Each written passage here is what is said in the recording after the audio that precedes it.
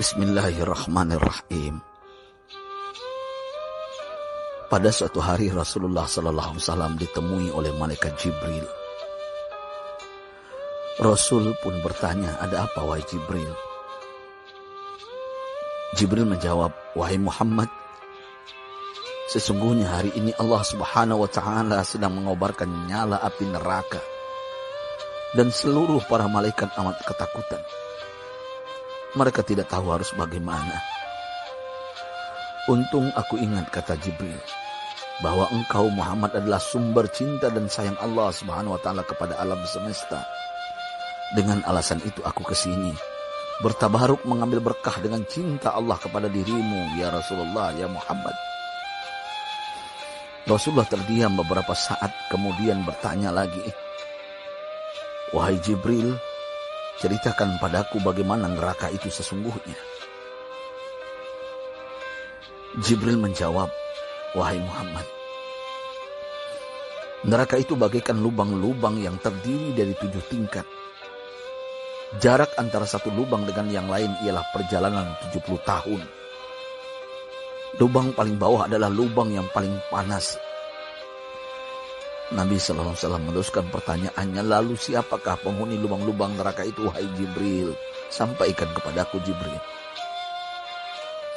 Jibril menjawab, "Lubang yang paling bawah diciptakan untuk orang-orang munafik. Lubang yang berikutnya untuk penyembah berhala. Lalu untuk penyembah bintang dan matahari."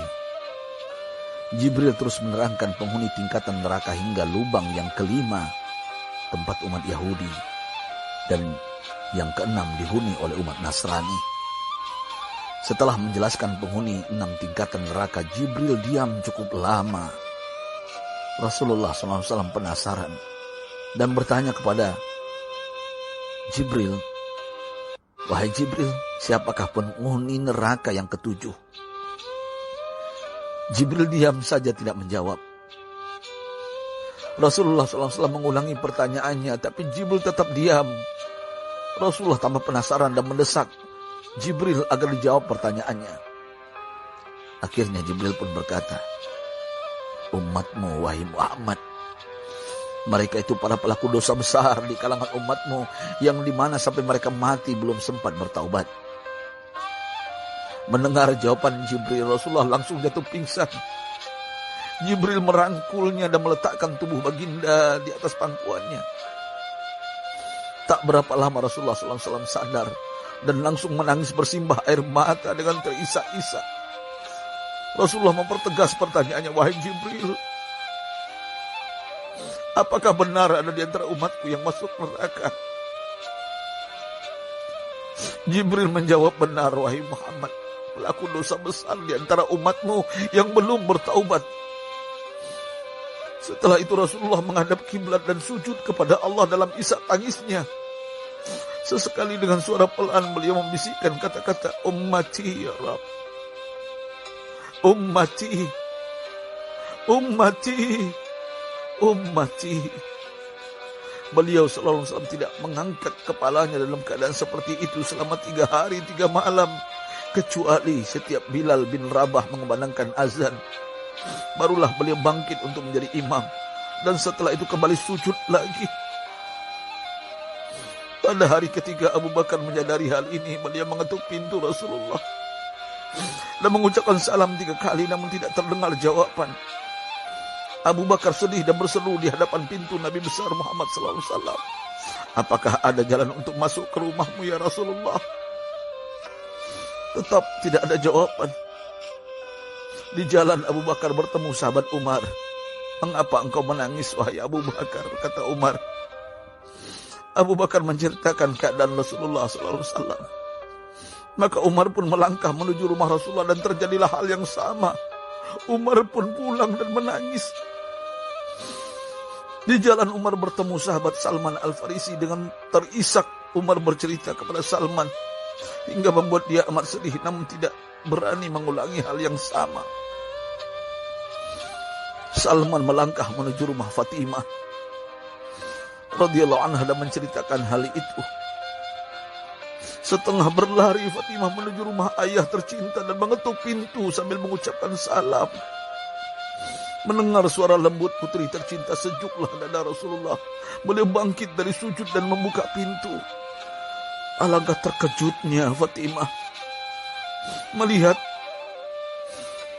Rasulullah, ayah tercinta, amat kurus dan pucat. Fatimah memeluknya lalu menangis. Wahai ayah, apa yang terjadi? Mengapa engkau amat sedih seperti ini? Rasulullah kembali menangis dan berkata dengan suara lirih, wahai Fatimah, belahan jiwaku, bagaimana mungkin aku tidak sedih sedangkan Jibril mengatakan akan ada kelak umatku yang akan masuk neraka.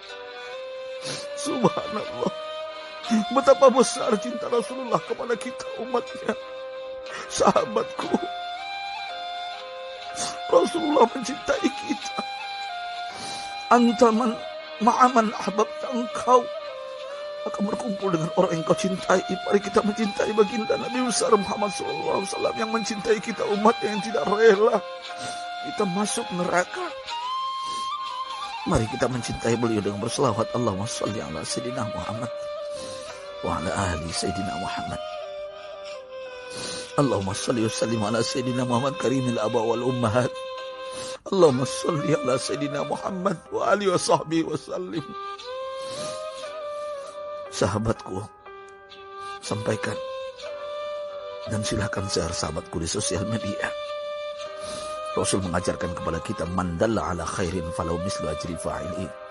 Siapa yang menunjukkan kepada kebaikan, maka dia akan mendapatkan pahala seperti orang yang mengerjakannya.